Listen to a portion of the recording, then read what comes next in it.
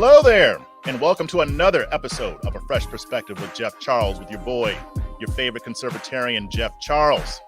And I've got a very, very special guest for you today. We're going to talk about gun stuff, because gun stuff is important. Your Second Amendment rights are important. But before I get into everything, you know what to do. You got to like this, you got to share this, and you got to subscribe. If you haven't subscribed to my channel already, what are you doing? Hit that subscribe button, hit that notification bell. That way you'll be notified whenever I upload a new video. And if you want to support my work monetarily, the links are in the show notes below. I appreciate all of it. Now, my guest today needs no introduction, but I'm going to do it anyway. I've got with me co-founder of Black Guns Matter, the mighty, the illustrious Maj Toure. What's good, brother? What's up, man? How you? Chilling? Good, man. Good, man. I don't know. It's kind of a slow news day today. There's nothing much going on. Absolutely nothing going on like in America right now. Yeah, it's so dull. Yeah.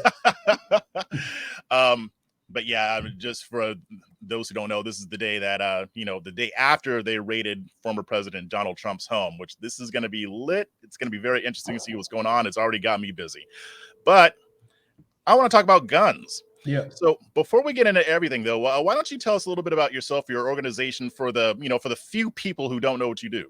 Yeah. I'm the co-founder of Black Guns Matter. We're a firearm safety and training organization. Also, we deal with kind of like more along the conflict resolution side of it. We do most of our work in urban centers across America, where there is usually a lot of gun control, and it's usually that goes hand in hand with a lot of homicides and unsolved murders and so forth and so on. A lot of violent crime in the areas where there's less of respect for the Second Amendment and safe and responsible gun owners.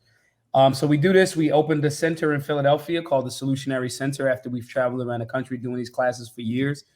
We give the firearms classes there as well, but we also do classes on sewing and Spanish and like. Oh.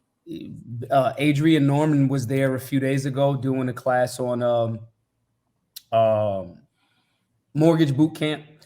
We got some, obviously we do Stop the Bleed. Just pretty much anything that anybody that has a skill set that wants to teach members of the community, they can come use the center to teach a class. They can use the center to create their own classes. We try to do an exchange where for every class that you do, that you utilize and you make money off of, you give one class for free.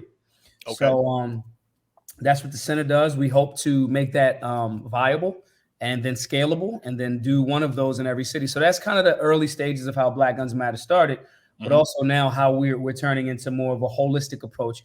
We can teach somebody about how to, grip, stance, sight, picture, sight alignment, trigger press, recoil management. That's pretty easy to train someone on the basics, but giving somebody an understanding of why their life is important and it's worthy of being defended, or just helping them, as my good friend Kevin Dixie says, giving them the ability to build the equity in their life. Firearms are to protect your property. Now you have to build up the property value that is your life. Right. So that's who I am pretty much in a nutshell. And I just travel a lot and avoid unscrupulous people and try to help my community. That's it. That's good stuff, man. I didn't know that you got expanded into other areas. Yeah. So since I'm on the East Coast now, I got to make my way up there so I can check it out. Yo, you should come teach a class on writing or something. Like we had Kimberly Jones, who's wrote How We Can Win and a bunch of other books. She's worked for Tyler Perry writing and sitcoms and television shows. She's working on this one documentary that I don't know if I can say it because I think she's selling the concept. But anyway, she was there on creative writing and also the business of writing. But I think that a lot of people in regards to journalism and things like that, we could use a class. So whenever you're ready, man, just come through. We'll set up the dates because our people need to, I forget, Toni Morrison said, writing. I mean, we all know how in depth Tony Robinson was. Toni Morrison, but that concept of putting pen to paper and getting these ideas that are in our heads out, and just even if it's just organizing your life or organizing your day, is very important. So whenever you're ready, man, just come through. Center's open and available to you. Yeah, that'd be cool. I'd definitely be interested in that. Also, media literacy too. That's also very important. So, yeah. I actually learned some media literacy and like media training. I never took no like a formal media training class. I could just always tell when like an interviewer was about to try to trick me. And Yeah. if you ever have to take the stand, hopefully no one ever has to, but if you ever have to take the stand for your freedom, you'll start to evaluate real quickly how important it is to read the people that you're having conversations with. So I never took media training. I think I actually should at this point, but you know. It's an important skill to have. I mean, even being in the media, I'm still trying to hone my skills too, because if you don't, they'll catch you slipping. Absolutely. They'll There's this fool you. thing that they used to do that once I recognized the term, I was like, oh shit, that's what they're doing. It's this thing called phantom attribute, where it's just something that they attribute to a thing. They'll say, well, a lot of people have said, Some and people say, it's like no one. And so my response to that, usually when I hear that from, hostile media, I'll say, where'd you hear that? Because I've never heard that. Tell me who you heard say that. And I'll like take their ability to make it attributed to this phantom ghost person that right, some people have said. Polls have shown. Well, what polls? Where'd you take them? How many people was the sample size? That's not all Americans. To say 70% of Americans, I can just ask 10 Americans, and 77 out of 10 of them in a leftist city might agree with a thing. And then I say 70% of Americans. You did not ask 70% of America. right. So just little things like that I think that if I actually took it more serious, I could probably be better at it and not just like beating up on anti-gun people in freestyles. Like I should really like write, like really get tight on this so I could beat them up like in a professional way. Yeah, it's a lot of fun. And it's funny that you bring up polling, because my first question has to do with polling. So we have seen record numbers of gun sales over the past few years. In June, there was over 1 million, and that was the 35th month in a row that gun sales have surpassed 1 million. Yep. But when I'm looking at polling, specifically from Gallup, because they do this poll every year, it is showing that a majority of Americans are still supporting stricter gun control measures. Now, there's a caveat on this one. The latest poll that they took for this year was conducted in June, right after those mass shootings that we had. The trajectory up until this point has been going down. So it's still more Americans wanting more stricter gun control measures, but the percentage who want that has been going down. So it shot up this year, but I suspect it'll continue that trajectory as we continue to go along. So whether the poll is right or not wrong, we know that a lot of people want more gun control measures. The first question I want to ask about that is, why do you think that is? So first, it's loaded, because I think if you ask people, especially after a tragedy or a weirdo murders a bunch of innocent people, I think everyone wants trauma and death, unnecessary killing to stop. Right. Pro-gun people want that. Everybody wants that. So the wording, I would have to ask, how did they word the question to the people in the poll? So both of those things play a part. There's a great book called How to Lie with Data and Statistics. And polling is a part of that. Now, again, I'm not saying that, because I haven't read this particular poll and sample size and all that stuff we discussed. But yes, everybody generally wants safe and responsible communities. Everybody wants death to stop. So if you say to a person, do you think that there should be more things in place to stop someone from doing a tragedy like this? If they don't know that you're getting a poll, there's a poll, quite naturally, someone would say, yes, something should be done. Right. The thing could be, and they could cut off the end of the sentence, the thing could be, maybe we should have more firearms or armed guards at our schools. But if we stop the conversation at, yes, we believe something should be done. Editing and data and stats are generally manipulated a lot. I mean, as someone that edits a video, I'm like, yeah, bro, I hit 70%. I want to show 70% of them hits, unless I'm instructing somebody. Now, if I'm trying to look amazing for the gram, when I give it to, my editing guy, they're gonna put color correction and this and that, and I'm gonna look like a superhero. So we have to ask ourselves, when we listen to these polls, is it a contradiction? Because if for the last 35 months, 3 years, as we've been working hard at Black Guns Matter. And if you notice that increase, especially in the Black community, starts to happen around the time when we start really traveling around the country with Black Guns Matter. Mm-hmm. The thing is that if more people were anti-gun, there would not be more for 3 years, a consecutive million or more people buying firearms. Yeah, first-time gun owners too. First-time gun owners, our target market.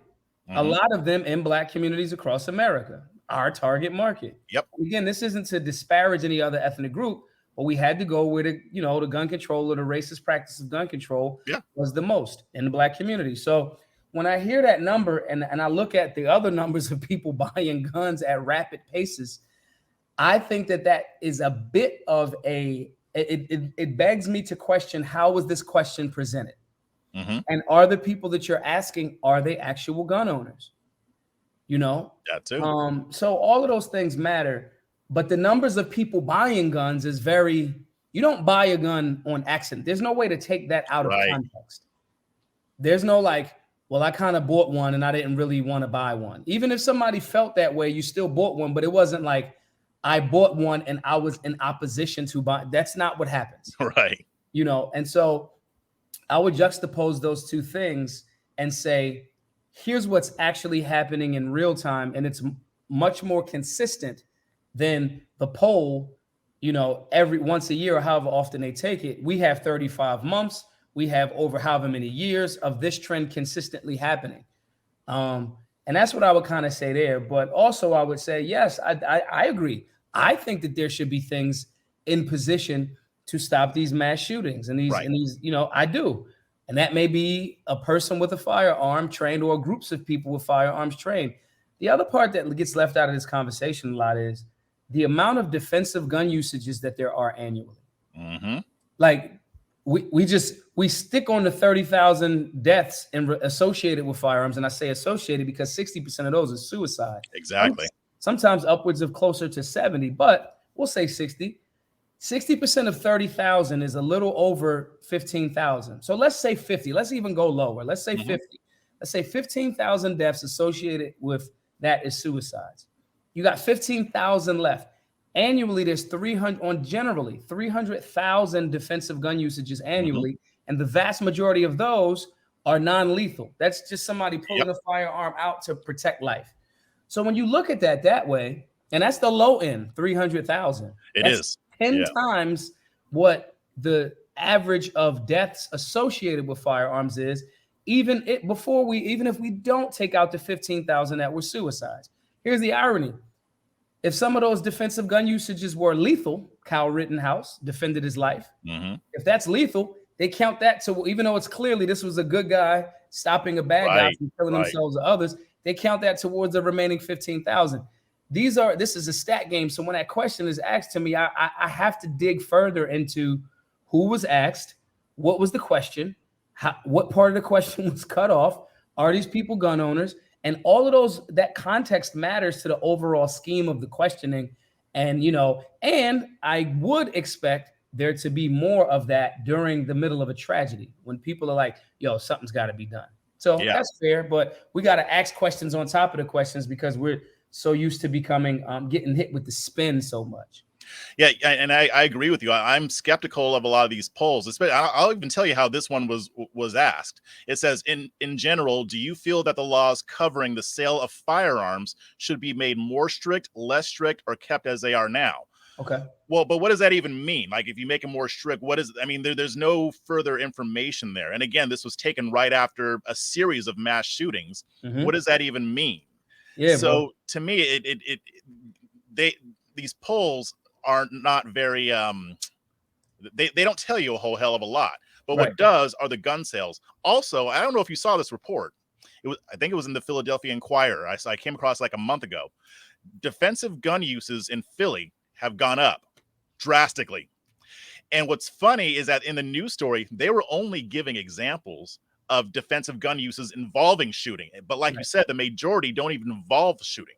They involve you taking the gun out and the guy runs or stops. Right. And then those are reported. Sometimes it's like the guy ran. Like if I pull a gun out and somebody runs away, I'm not chasing them and I'm not calling the police. Yeah, call the police. Yeah.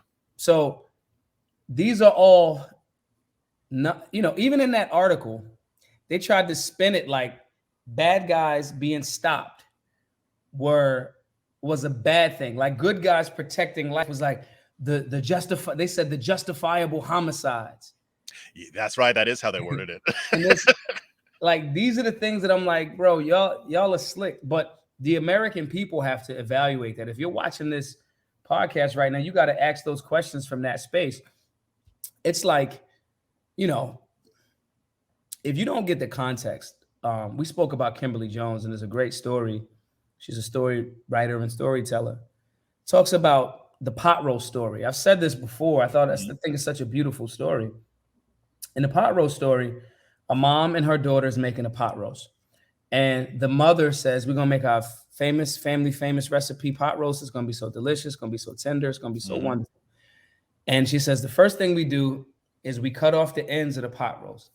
And the daughter says, well, why? Is that a part of what makes it more delicious? And the mom goes, man, I don't know. Let me call your grandma. So she calls her grandma and she says, hey, mama, I'm here with baby girl and we're making the family's famous pot roast. And I'm telling her the thing. And she asks, we cut off the ends. Is that a part of our recipe? I wanted to know what went into that because she asked and I didn't know. And the grandmom said, damn, I don't know either. Let me call Big Mama. So they call great grandma and great grandma picks up and she says, hey, we all here, baby girl, my baby girl, me, and we calling you mama. We trying to find out, when we all make for years, we've made the pot roast and we cut the ends off. And baby girl wants to know why, and we know that it's a part of what makes our family recipe so delicious. Can you tell me why? And the great grandmother said, cut the edges off for deliciousness. She said, that's not why I do that. She said, I started cutting the pot roast off because when your great grandfather, your grandfather, when he first brought a pot roast home, the only pot that we had, the pot roast was too big for the pot that we had. So I had to cut the ends off for a long time because that was the only pot we had. We didn't have much money. So because no one ever asked that question, there's generations of people missing context. Right.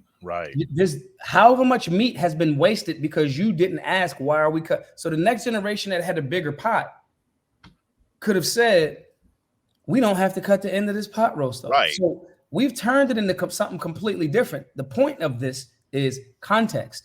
The context that goes along with these conversations, the context about saying, as a gun owner, I'm not a law. I don't use the phrase law-abiding citizen. The laws, the so-called laws, are unjust and unconstitutional.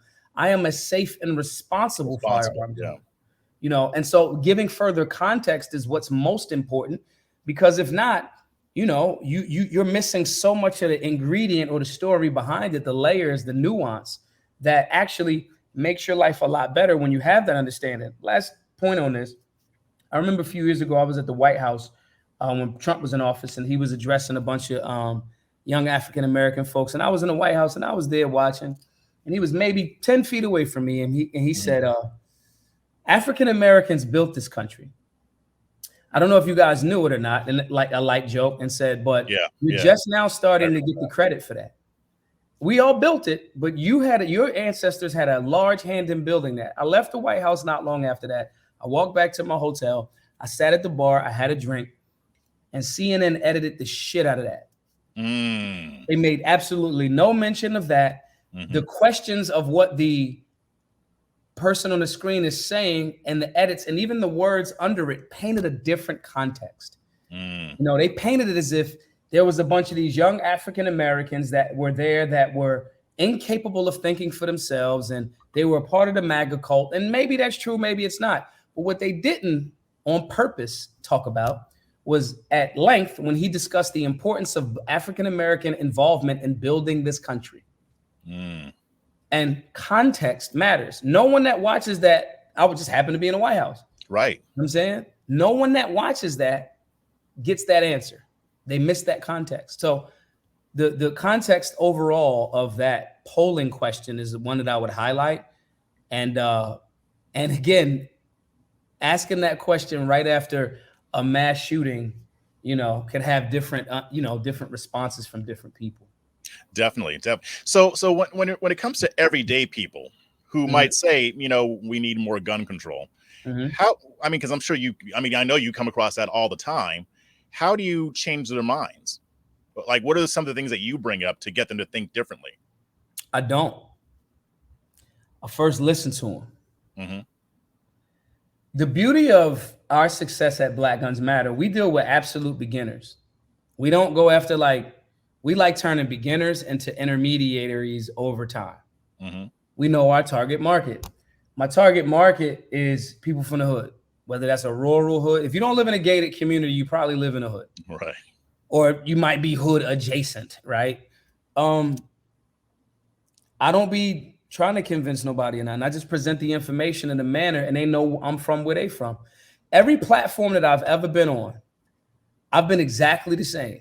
I've been like, whether it was my own solutionary summit, whether it was CPAC stage, whether it's Young Americans for Liberty standing on the speaker addressing people, whether it's Freedom Fest, I've been exactly the same. I might change my suits, I might change my look, or I'll have my hair done. But the reality is, I've spoken for beginners, and generally Black America. That's, again, not to disparage any other group, but I know what my target market is, and I feel like they feel they could feel they feel it. That dude's one of us. I travel, I go to really cool places, I be around really rich people. I do all right for myself. I gave away $500,000 doing this work. The community feel that. So when they come into me, they already coming to me on a I somewhat see the light, but I'm somewhat concerned, skeptical, or missing information. Okay. All I gotta do is present the information. You just fill in the blanks. That's all. That's all. Me saying to a person, all gun control is racist. Everything that's a thought that I actually believe, I'll make a shirt.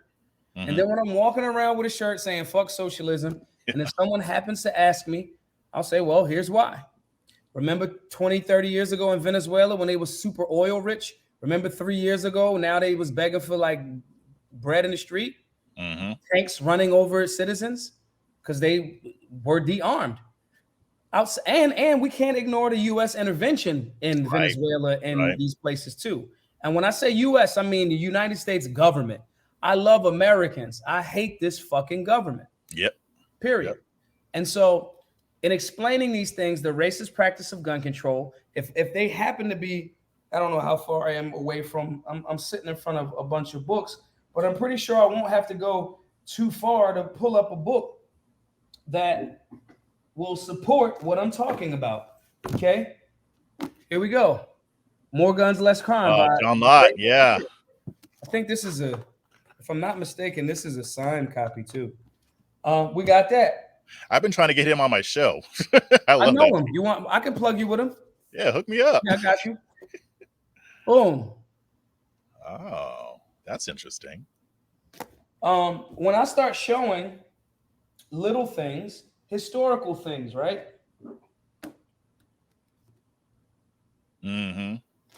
I don't have to convince them. They're coming to me and I'm just presenting information. Nas had a line on one of his albums where he said, I got no game. It's just understand my story. And it's similar. There's no game with this. It's just me being from the place where you from, articulating these points in a manner that you go, oh shit. And then I'll bring out sources, to back up what I'm saying. Yeah. You know what I mean? And so when we started going through these types of concepts, and when I bring this information out, they just have, in essence, this is a really good one. They don't really have, you just weigh the information. What helps is I'm not doing what a lot of white conservatives currently do. And I say white, not as disparaging. I'm speaking from, I'm understanding that I'm meeting a person where they are. Right. And in meeting that person with that leftist propaganda for that time, they're still an American. They're still a human. I still love them. Still have love for them. If they want to accept the information, they can. If they don't, I'm not going to I'm going to attack the ideology. I'm going to attack the weak argument and the tactic and strategy. I'm not going to attack fellow Americans for no reason. Just not going to do it. Right. That's where we've been successful. We're not telling people you're on a Democratic plantation. We're in essence calling them a slave and then saying you're stupid and then saying, now come over here and be with us. As opposed to, here's the information. You make the decision on your own and respecting their freedom enough to say, if they don't want to, they don't have to. I'm not going to then call them a name. I'm not going to go ad hominem after the fact. So that's how we've been able to be successful. We don't really convince nobody. We just share the information. If someone says, well, Maj, you said you're going to make the hood great again. When was the hood ever great? Well, there was over 40 Black Wall Streets all across America. Yep. You just only heard of Tulsa. Then if I pull out the files on Rosewood and all these other different places. So if someone says, oh, you over there kicking it with them Republicans never cared about Black people. Then I pull out. Yeah. And I go, well, Frederick Douglass is the best conservative of all time. With maybe Malcolm, who didn't want to identify himself as a conservative, but his value system was very conservative. Very conservative. Yeah. So Malcolm, to me, who's a hero of mine, being a very close second. And I'm only saying Frederick first because Frederick Douglass was born in the middle of captivity. Yep. So when you share this information with somebody, for whatever angle they got, when I hear guys like Matt Walsh talking about, like, bro, your tactics are horrible. That's why the left dominates in urban demographics, because they have better PR. They know how to articulate the position by sharing the information and respecting someone's right. When someone's anti-gun and they close to me or they're afraid of guns, and I'm like, listen, bro, if I come into your house, I'm not going to carry a gun because you don't like guns in your house. Right. I'm going to respect their thing. Respect it. Yeah. I'll make a joke. I might say, hey, man, if somebody kills me in your house, I'm going to kill you. Yeah. But later on, unfortunately, a lot of times what changes people is trauma. So let that person get robbed. They're going to blow my phone up. They're going to go, yo, bro, this happened with Kim Kardashian. She was super anti-gun, went to Paris and got robbed. That's right. I forgot about that. Got armed security detail after that. Chloe's training with Tehran Tactical over in LA. Come on, bro. When I was kicking it and chopping it up with Caitlyn Jenner, Caitlyn's a shooter. Everybody from the conservative side thought I was being, oh, you taking pictures with Caitlyn Jenner. Yeah. Okay. Yeah, freedom dictates that a person can do whatever they want, especially an adult. An adult can do what they want. I'm going to go, okay, cool. I'll take the picture. I'll chop it up. My point in saying all of this is there needs to be a respect for freedom and an understanding of conservative values and conservative viewpoints that is your guiding light when you're engaging people that may not know what you know. These books that I brought out right here, right? So yoga. Like there's my library is extensive and I like to read. I'm a high school dropout. I better had read. My point is, after a while, like this is one of my favorite authors, right? This is The Reaper, right? Nicholas Irving. He writes novels, but he's actually, I think I've seen those.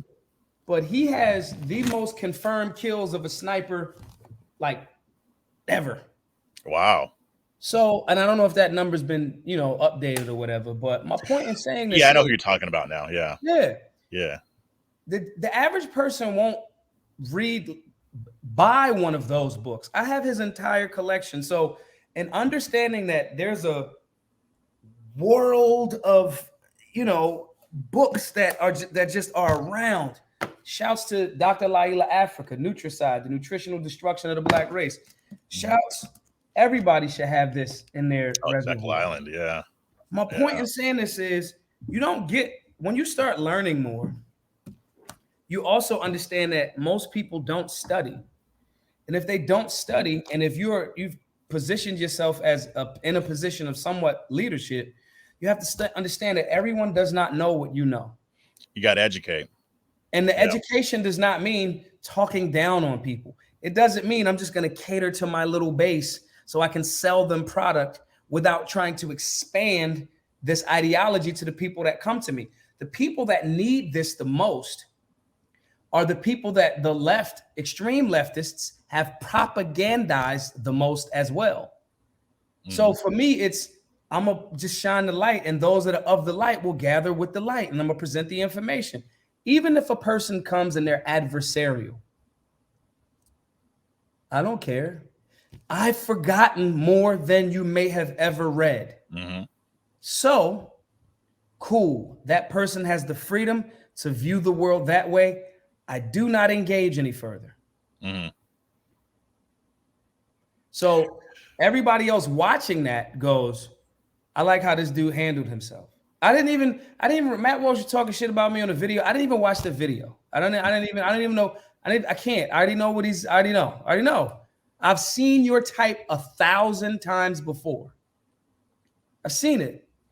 Being outside in the streets, I've already had a life that was, my survival was predicated upon my ability to read situations and connect dots. So, nah, man, for me, it's like, yo, it ain't that deep. It is that deep if it's that deep to you. If it's not that deep to you, it's not. Sun Tzu, I think, it was Confucius that said the man who says he can and the man who says he can't are both usually right. Yeah. So for me, it's like, yo, I'm gonna present the information. You do what you do with it. I'm not gonna judge you if you don't want to listen to it. I know that more than likely when some things change in your life, you're gonna come holler at me, or you're not gonna holler at me. You're gonna tap back into what I shared with you, and you're still gonna evolve. I don't have to be around when you evolve. You just keep evolving. So yeah, you know what I've noticed? I mean, whether it's the gun issue, or I'll use a gun issue as an example. Yeah. When I've seen videos of people persuading people who are against guns to take another look, they're not really doing a lot of persuasion. They're doing more education. Like you said, you're telling them something that they don't know. I've seen tons of videos where these people will take them to the range. They're anti-gun, take them to the range. And by the time they're done, they may not necessarily want to get a gun just yet, but they're not against guns anymore because now they know something that they didn't know before. And there are so many misconceptions about guns and about a lot of issues. And a lot of times it's just shining the light on it. When I first got my gun last September, I remember my mom was terrified. She's like, why do you need a gun? Why do you get a... I was like, Mom, it's okay. When I started carrying, she's like, is it loaded? Yeah, Mom, if I'm carrying the gun's loaded and one in the chamber. It took me a while to get to the one in the chamber point. I'll confess that. Yeah. But it's funny because we don't really talk about guns that much. We talked about it maybe a little bit here and there. Yeah. And before I left Texas to come here, she's like, well, I want to get a gun. So next time I go back to Texas, I'm going to be taking her to the range and helping her figure out what gun she wants. I didn't have to do I didn't persuade at all. I just explained what I was doing and told her what I need to know. She said, I brought it one day, I'll probably get an AR-15 at some point or whatever. And then like days later, she's like, well, why do you need that? Why do you need that kind of gun? She thought that I was talking about a machine gun because a lot of people think that's what it is. I was like, so I broke it down to her. I was like, no, it's a semi-automatic, one pull, one bullet. And she was like, oh, okay. It was just education. That's all it was. People will come to these conclusions themselves if you're willing to provide valuable information that they didn't already know in a way that's not judgmental or confrontational. Yeah. And sometimes, on social media, I can be confrontational. I can be snarky, sarcastic. That's different. If I'm actually engaging with somebody, I take a totally different approach. And usually the snarky sarcasm, even me, I famously say, I want to have the most extensive block list in social media history, right? I don't know. Hotep Jesus might have you beat though. I throw block parties like bam, bam, bam, block. My thing though is I only do that if someone comes in rude, disrespectful, or just like, bro, you deliberately trying to say I said something that I didn't. Generally, we can go back and forth. And the sarcasm, before it even gets to the block, the sarcasm is because of your sarcasm. I'm a libertarian. I believe in the non-aggression principle. I do not initiate acts of aggression towards anyone unprompted. Same thing as a gun owner. I am a safe and responsible gun owner. I do not initiate an act of aggression with a firearm towards anyone. I actually do the opposite. I actually go the other way a lot. A lot. And so these are the things that, like, to me, it's important for us to just be the thing. When you're just being a safe and responsible gun owner, being a liberty-minded person, being someone that is espousing conservative values, right? Yes, you can do that as a libertarian. There are some overlaps when conservatives are actually being conservative. Yeah, when they're actually being conservative. Yeah, that's the key phrase. The people that try to paint you a certain way, I'm not trying to convince them. The people watching that are quietly in the middle, just looking. Yes. Those people are going like, y'all are calling Maj a white supremacist? Do you see how much black shit he talk about on his page? How does this make sense? And then you just have to be. Gil Scott Heron had a line that he said in regards to black people, like when people were trying to be over black, right? He's like, yo, just shut up and be black. And that translates into anything. Just, yo, I'm a gun owner. Am I a historian? I know guys that are gunsmiths, that are just into guns. That's not me. I enjoy firearms. They are for protection. I like dogs. Rottweilers are for security. And can you get some companionship out of them? Absolutely. I don't get companionship out of my firearm. This is to protect my friends, family, loved one, and protect life. My point in saying that is there are people that are like really, really, really passionately into the process of knowing and taking apart firearms and all of that. I don't want to disrespect their craft by calling myself, oh, I'm a gun guy, to the extent when, no, that's a gun guy. Yeah. I'm a freedom guy. Yeah. I get passionate about freedom and liberty and figuring out more productive ways to, how do we defend that liberty? How do we, politics by definition is the securing, maintenance, and expansion of your interests. My interest is liberty and freedom. So because of that, I come up with the most productive ways through trial and error a lot, but the most productive ways of translating that. And currently, based on my lived experience, the best way, to your point, the best way for me to do that is to just inform people. That's all we did with Black Guns Matter. We just traveled around, letting people come to classes for free for a thing that they were, maybe concerned, scared, nervous about. We just took the church and Planet Fitness approach. Just come as you are. Right. Yo, you still eat pizza all of the time? Cool. We got a box right here if you want it. The irony is if you keep coming to this gym and keep working out, even Planet Fitness, after a while, you won't want the pizza. You'll just be like, yo, wilding with these Tootsie Rolls, but it's cool. I'll get one or two. Right. You'll be in the gym working, And so that's the concept. Now, this is not me saying consistently never evolve. This is me saying where people are and how we engage them will impact how productive we will be at defending this republic. Right now, so-called conservatives, especially pundits and commentators, are just saying salacious things to make their base buy into their space. That does nothing. They call the left divisive, but you're doing the same thing. Why do you think they're doing it? I mean, I think the easy answer is to get clicks and all that, but do you think that that's where it's at, or do you think that there's more to it, or what? I mean, because I'm a pundit. I mean, and I have the same temptations that they do. Sometimes I want to say stuff for clicks or whatever. Sometimes I'll just say something that I actually mean and that I actually want to say, but I want to put it in a way that's going to get more attention on it. Yeah. But I think that, like, your mission is different from a lot of the pundits out there. A lot of them are just wanting to preach to the choir, which to some extent that's okay, because we do need people to preach to the choir. But preachers. Yeah, exactly. Preach. Yeah, exactly.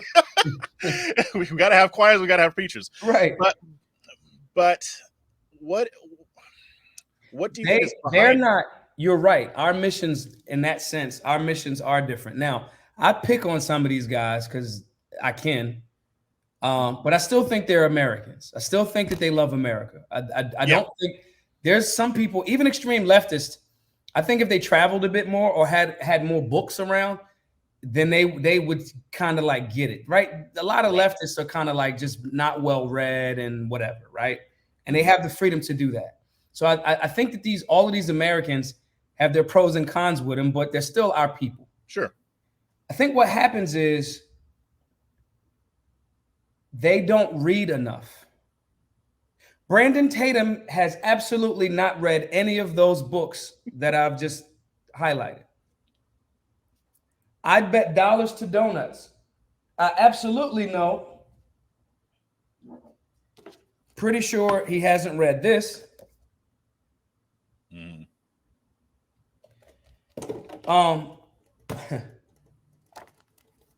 Based on his wife, I'm pretty sure he hasn't read this. Oh my God. You're going to get me in trouble. You know what I'm saying? Oh and even though he's a conservative, and I'm just picking on our brother Brandon, still a good American. I think he loves America. I think he does. He definitely does. I bet you he ain't read that. My point in saying this is they don't read enough. That you cannot say on the left, you can't say everything about America is wrong and be well versed in world history. Right. You can't. You just it just doesn't go together. Yeah, that's impossible. Yeah. On the right, you can't say I understand the Constitution, the Bill of Rights, individual liberty, and I'm actually conservative, and then say back to blue no matter what, thin blue line. Right. It is an intellectual inconsistency. So when either so-called side, I'm not on any of these guys' teams. Yeah. When I'm critical of both sides and their incorrect rhetoric that spreads more division while they're both saying, look, those other guys are spreading division. You're both ignorant. And your peanut gallery generally doesn't read either. What America needs is people that are willing to be balanced. People that are willing to say, if I live in the Black community, if I say, as someone in the last 2 months, I went to the strip club twice. I've been to the strip club 3 times in my entire life. I don't even like strip clubs. But I went twice in the last, let's say, 2 months, right? My conservative values is like, I'll be honest about that.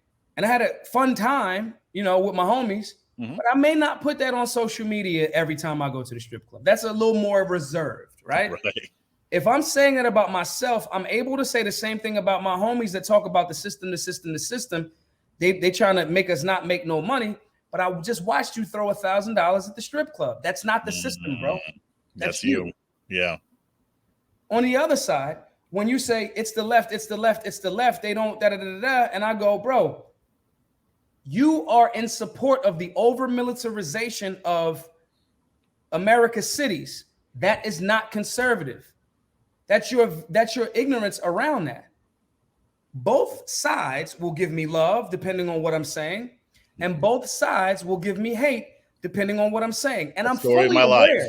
Listen, I know all of the talking points to destroy the left. I'm fully aware that if I just went the PragerU route and just went all the way right, just repeat the talking points, my fame, so-called fame, would skyrocket. The problem with that is that's what's been happening over the last maybe 20 years. And in doing so, America has not been better. Yeah, it hasn't worked. It hasn't worked. It's not designed to work. The founders to this place, even with their contradictions, they knew that. Don't do a two-party system, guys. It's going to destroy this thing. Now, we just watched Trump crib get raided by the Department of Justice. And some people on the left will say, well, he was under investigation. Bro, he's been under investigation for fucking 5 years at this point. Yeah. If you guys had anything, you would have been through that Uno draw 4 card. You would have did it. But you don't have anything. So now, a year and a half out from another election, the fear of him potentially running again, right? And I'm not a fan of him running again.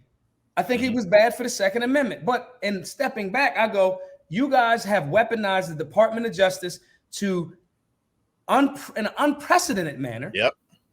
To attack a political rival. That's how it's coming off to me. That's how it's coming off. Yeah. In 250 years of how this thing goes, that has never been done. Unless you guys have something that's here. We found the documents. We knew he used to know Epstein, and here's him, video of him messing with little kids. Unless you got something like that, you've made this dude a walking martyr, and you've empowered his fundraising campaign inadvertently. Sure So that's have. if you're doing that on the left. If you're on the right, and if you can't say, when Trump was in office, we went Trump. We didn't go conservative, and that was a flaw. Right. If you can't say that because it's your team, both of those arguments does not strengthen America. It doesn't. It just makes everything about your team. Meanwhile, in the last year or so, China has been one of the largest home buyers in the United States of America. Meanwhile, Bill Gates, everyone on the right is talking about Bill Gates. Meanwhile, Bill Gates is now the largest farmland owner in America. Meanwhile, you still don't have school choice. Meanwhile, you guys did all of this arguing over the last year or so, the summer of blood, and when you guys were rioting, and it was supposed to be about ending qualified immunity. I'm pretty sure there's only maybe 2 states that have ended qualified immunity, which I'm in support of. Qualified immunity shouldn't be a thing. So either side, while you're not paying attention because you're fighting each side, America falls. Here goes little old Maj in the middle, critiquing both sides, saying like, you've been great here, but you need work here.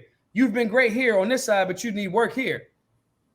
Then I'm attacked by guys like Matt Walsh. And not really an attack, but it's condescending, whatever. Oh, he sells t-shirts. Bro, Nike sells t-shirts. What are you saying? Like, this is the contradiction on the right. So everybody's selling t-shirts on the right and left. So. Come on, bro. Like, just cut it out. This is the contradiction. They run right to, there's no, you know what the real pandemic is? Intellectual inconsistency. So when that person says, free market, black people need to pull themselves up by the bootstraps in the urban communities. I'm that person. I pulled myself up by the bootstrap. I have a business that employs people. But when I disagree with your take on the right, now I'm a leftist shield. Now you're a leftist, And he do his little t-shirt business. How you know I ain't make $3 million off this t-shirt business? You don't know. What I do know is America needs more of a balance, and we need public servants and people that want to lead, to do the work from the front. We need people that have more of a balance. The parties, the uniparty or the duopoly, it's fucking done, bro. Most people should now go independent or libertarian. There needs to be competition in the marketplace. The political marketplace needs competition. Yeah, there does. So, do you think because I see a lot of this. I mean, and I've gotten it too. Like if I disagree with somebody on the right, their knee-jerk reaction is just say, "Oh, you must be a Democrat in disguise" or whatever. They're not thinking. That's what's happening. I'm not saying they're dumb. They're not dumb people. These are not dumb people. Yeah. Well, most of them are. Some are. Yeah. For the most part, they're not dumb. But it just feels like we're not thinking anymore. Like we just react. Yeah. And it's people and I think part of the problem is people who do what I do. I mean, we encourage that, and now we've gotten so trapped in our teams that we have what you're talking about, where people just want to defend their team and attack the other. Now, personally, I do think that one team is better than the other if they actually adhere to their values. Yeah. But at the same time, when somebody on one's team does something that's clearly wrong or says something wrong, we should be able to call that out. And people are always like, "Oh, we don't want infighting. We don't want infighting." Well, you don't want useless infighting and petty infighting, right. But you should want debate that makes us stronger. Yeah. But it seems like nuance is dead and the idea of balance is dead. And I feel like we don't realize how much this is hurting us, especially even if I'm just talking about the conservative side. They don't understand how much it's hurting our cause if we want more people to be lovers of liberty, because we're shooting ourselves in the foot. It's 2 things. One, if the side that has the superior information, because you said one side is better. Yeah. they're no longer better if they're not applying the tools to win. Yeah. You're not better. Yeah. Politically, when Trump was in, you had the House and the Senate. Did we even get silencers off the NFA list? Did we get national carry reciprocity? I mean, that's just in the gun lane. So if you're right, I can't call you better, if two teams are, one's better because they got LeBron, and the coach never puts LeBron in, you're no longer better. So that's one. The people that, again, that say they don't want infighting, again, they don't understand how the Constitution was created. These dudes was arguing over all the time. Fuck no, we need to be able to have guns. Well, why do we The Marines was created in Philadelphia in Tun Tavern. Dudes fighting and arguing over drinks. Now, am I saying that like in Congress should dudes be like punching each other? It would be a great reality show, but I mean, it'd be fun. It'd be fun. You know, I might watch C-SPAN. Yo, I would definitely. Greg Stubbe, I think that's his name. I want to put money on him. I want to put money on Massey. Like, is a potentially a evil genius, so he'd like develop like some sort of ray gun or some shit. Like, he's an engineer. Like, I would watch it, but the reality is, you are supposed to, even amongst your team. That's the reason why the two-party system was not what it was supposed to be here. Right. But these guys don't understand history. They never read nothing. They don't like, yo, bro, like, it's hard for me to call I know the history of William Penn and creating Philadelphia. I know how William Penn, the founder of Pennsylvania. Right. He was like, yo, he got this land from his dad was a respected, admiral, military dude. And they were like, William Penn his dad was like, yo, my son's kind of wild. I'm going to just give him a section of land. Philadelphia wasn't this big city. It was smaller, right? And his whole theory was, yo, instead of fighting with the indigenous people, can we do business with them? The Lenape people in this part of Pennsylvania, Lenape indigenous people. Now, before somebody jumps down my throat, I am not saying that conquest and war didn't happen towards the indigenous people in America. I want to be clear, because I'm just saying, I'm giving one example. Yeah. Right. Philadelphia was supposed to be a place where women had rights. It was freedom of religion, like actual freedom. So even that guy, and that even with guys like Thomas Paine and telling Thomas Jefferson, like, bro, you can't write the bill of, like, I'm not going to do the slavery thing. That's a contradiction. These things existed, but because you don't study those things, and then you get this milquetoast definition of what conservative is, I could understand why they don't understand that some sort of infighting for productive mean, especially if you remove the duopoly. Now you're just infighting about what's better for the American people as their public servant, as opposed to clapping because I'm Kamala Harris, and because I'm the vice president, I get the tiebreaker for the Build Back Better bill. Oh, my fault. The Inflation Reduction Act. Yeah, whatever. 700, bro. You guys will try to defend and change the definition of words as the American people are putting $7 gas in their tank. So the general public, we need men and women that are willing to say, I am independent and or libertarian to fight the swamp. Trump hired the swamp unwillingly. I believe. Yeah, no, I think he was getting one gripe that I've had with Trump is that he never put the right people around him, and they would lead him astray. I mean, it's ridiculous. Like, I think he wanted to do the right thing, but the people around him didn't want to. As a matter of fact, that's why he got raided last night, by the way. The dude that runs the FBI was his appointee. Yep. So all I'm saying to our people, and I say our people, I mean the American people, humanity at large needs you to tighten the fuck up. Stop tap dancing just for your team. If you truly believed that back to blue no matter what, thin blue line. How do you feel about that now that federal agents just jumped in main man crib? Mm-hmm.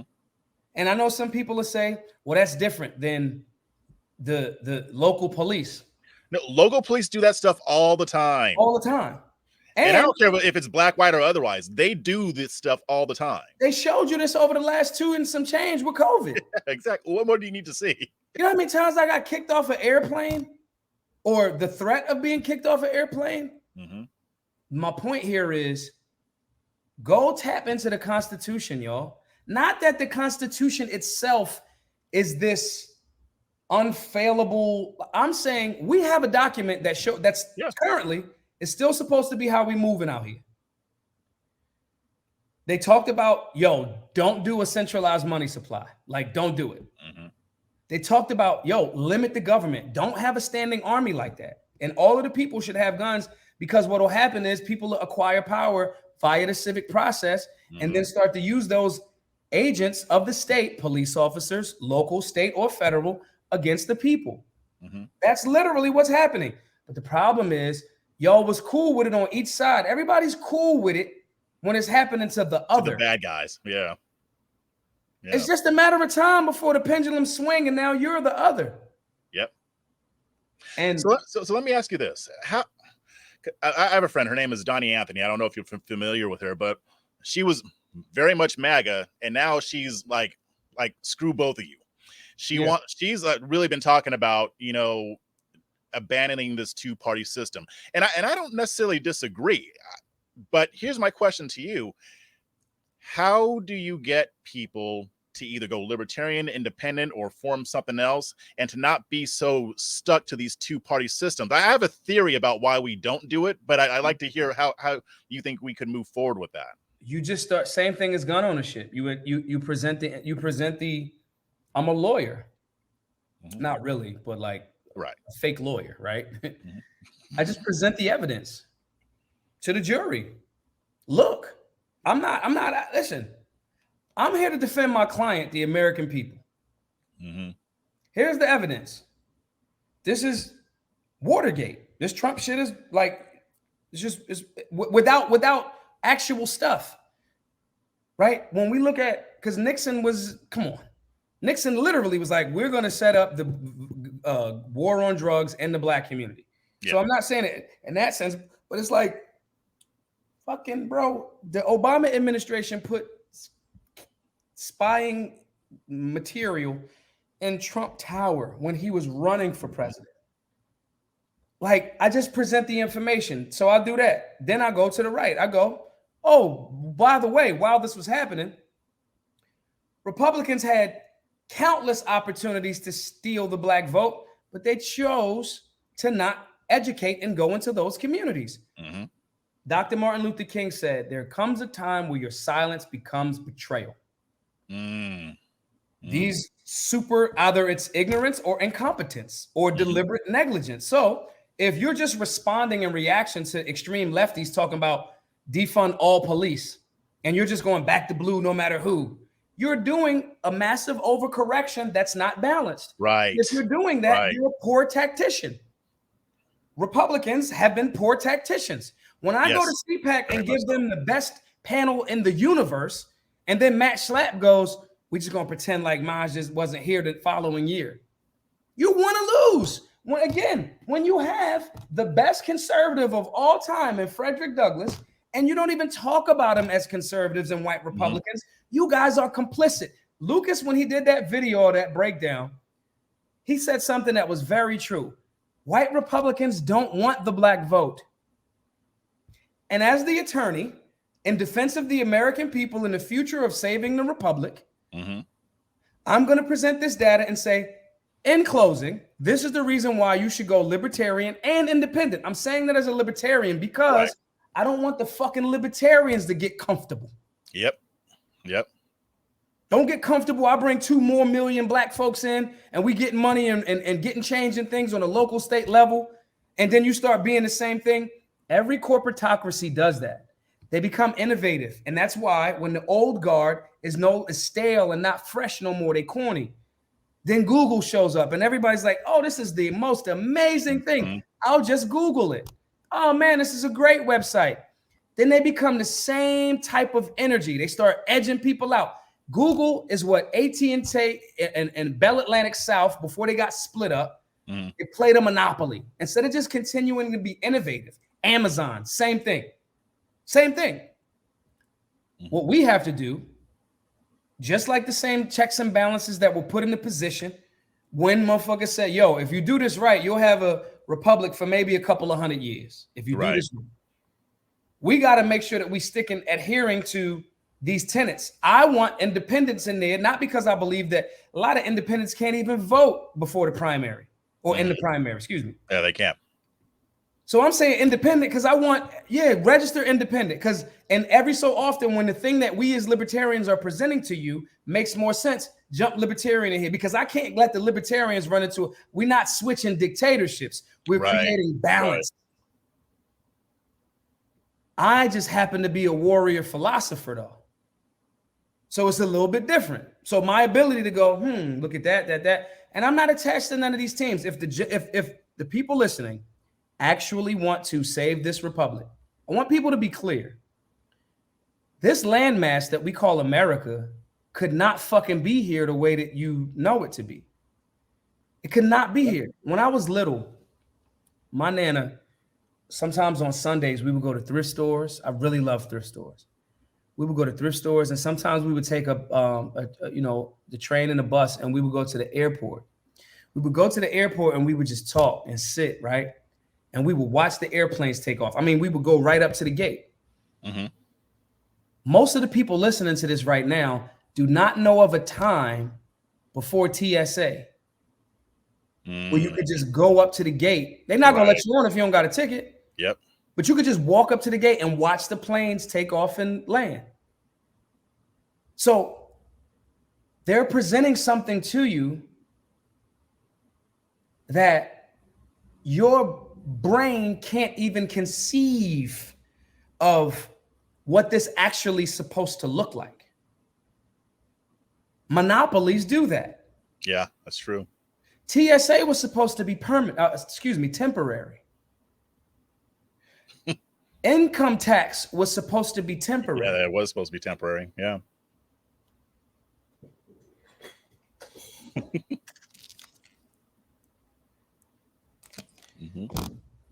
My point in saying this is we have to just make sure that we are presenting a balanced approach and keeping our own team. I'm a libertarian. That's the team that I'm on, Liberty. Right. I got to keep my team honest. When we was at when we took over, the Mises Caucus took over the Libertarian National Party a few months ago in Reno. Yeah, I heard about that. Can before you go into that, can you kind of explain what happened for people who don't know? Because I don't even know everything about it either. I've been wanting the Mises Caucus is like a caucus within there, and you can get delegates to take if they can be in alignment with the Mises Caucus. The old leadership, guys like Nick Sarwark, were completely incompetent. They were doing this like extreme leftists, like pander to the black community but I was supposed to be like the keynote speaker at the Libertarian National Convention. They denied me. They didn't support all of this other stuff. They were derailing the movement. Yep. Not of the energy of the Ron Paul Lovolution type of vibe. So most of the people from the Mises Caucus are of that ilk, of the Ron Paul vibe, right? Right. So huge shouts to Mike Heiss and the Mises Caucus. Over 5 years, they put delegates in key places and took over the entire Libertarian Party. Mm-hmm. So the leadership, shouts to Angela McArdle, shouts to Scott Horton, shouts to Dave Smith, shouts to Mike Heiss. I love all those dudes.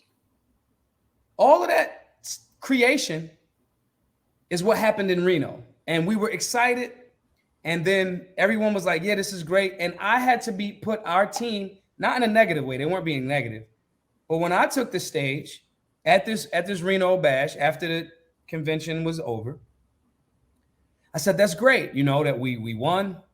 Now what? A dog chasing a car, what happens when you get the car? Yeah. So it's just and we're seeing it with Trump. I told him, I said, after a while, we keep making noise. They're going to try to offer bags of money to some of you. Some of them, you're going to threaten you with violence. The duopoly and the deep state, and risk of sounding conspiracy theorist, have a lot of resources and are extremely violent. Yep. If you're not built for that, you should start getting built for that. And I'm saying that because I wanted my team that won on the night that they won. I just wanted to inject, without being too much of a Debbie Downer, I just wanted to inject a little bit of, let's stay the course. To keep our team in check, celebrate, drink copious amounts of wine.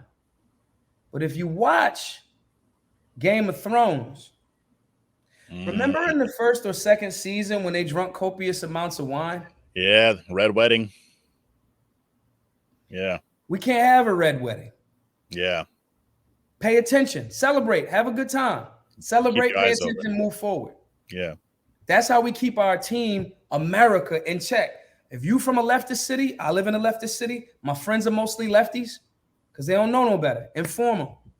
Then say, here's what you should do. And if they start seeing me not doing too much lefty shit, and I mean on the negative side, because I believe in I run a nonprofit that gives money away. So I believe in charity to a certain extent. Yo, help main man out a little bit. Then he gonna stand on his own. You know, so I'm not all the way like everything that's done for social goods is horrible. If you thought that, then you wouldn't be paying police out of tax dollars. Right, exactly. Yeah. So that balance, the best economies are mixed economies. The free market allows for that. If you want to have a commune and this person has the land and this person grows fruits and this person grows vegetables, this person's good at security. And if y'all can figure out a way to make that work, I want you to do that. And America allows you to have that on your private property.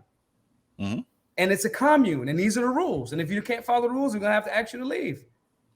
I don't like them communists. That's the difference between a commune and communism. Right, right. A mixed economy is the best. And I want the American people to recognize that and big up your team, but hold your team accountable. But you can't big up your team if the vast majority of your team's policies have been destructive to the American people. You know, I learned something earlier today, right? Since 1980, inflation is up 218%. Since 1980, we ain't talking about 200 years. Yeah, yeah. And if anyone doesn't believe me, fact check it. Like actually, since 1980, fucking inflation is up 218%. In the last 2 to 3 years, over 80% of the money currently in circulation was printed in the last 2 years. Yeah, I heard about that. Yeah. They just saying they're going to print up 700 billion more to stop inflation. My point in saying all of this is that's leftist policy. If you're a leftist, you need to call that out if you're aware of it. If you're not aware, you're ignorant, you should get educated. Once you get educated, you probably won't be on that team anymore. Because they make back-to-back bundles, especially for the hood. Yep. So these are the things that, because I'm going to get out of here. These are the things that I just want people to have an objective mind and genuinely look at these things. Objectively. If you're anti-gun or if you don't want a gun, evaluate why we are like, maybe you should have a firearm for protection. If you don't want one after you're informed, be open. If you don't want one, and I'm not going to try to make you get one. If I want the government out of if I want my daughter's homeschooled, I don't want them in her brain. I already have a hard enough time keeping Netflix out of her brain. Yep. So we have a hard enough time. Yeah. You know, my point in saying all of this is we are all Americans. We are all humans that happen to, if you live in America, I don't care if you're an illegal immigrant, do not care. If you're a hardworking human, give us your poor, your tired, your huddled masses. That was a part of the thing too. My point in saying that is, if you're a human and you're working hard and you want limited government and you're about liberty and you're about building back to our communities individually, our family, all of that, if that's who you are, you have the skill set and you are charged with the responsibility, should you choose to accept, of making our nation stronger by individual liberties, genuine information, applying it to make your life better, and what you want for yourself, you want for your brother or your sister. I think that's how we maintain this liberty, inform people to our understanding without chastising them for where they currently are. Right. Just remaining open, man. That's my take on it. I feel you. I think that's a good place to end on. But before we sign off, why don't you let everybody know where they can find you? Yeah, man. Don't fucking try to find me, y'all. Don't ever try to find me. If anyone wants to sign up for the classes, solutionarylifestyle.org. We do those at the center in Philly and across the country. Solutionarylifestyle.org. All of these classes are completely free because of your donations. Please, y'all, we got like $470,000 left to raise. That goes for all of the classes, as well as buying the building outright. I got to be very transparent about that. Mm-hmm. Donate, y'all. Some rich folks that's listening, you want to do something on the side. Look, Maj, I got 100,000 for you. I need this, and we'll put it towards the work. Cool, but please go to the Give Send Go page, givesendgo.com/solutionary. Get some merch, blackgunsmattershop.com. Email us for questions, solutionarylifestyle@gmail.com. And yeah, man. Instagram, Big Daddy Toure. Twitter @Maj Toure. And let's be kind to each other, y'all. Let's be kind. We got a republic. Now we got to make sure that we can save it and keep it. Definitely. All right. Well, thanks for coming through, brother. All right. I appreciate you, bro.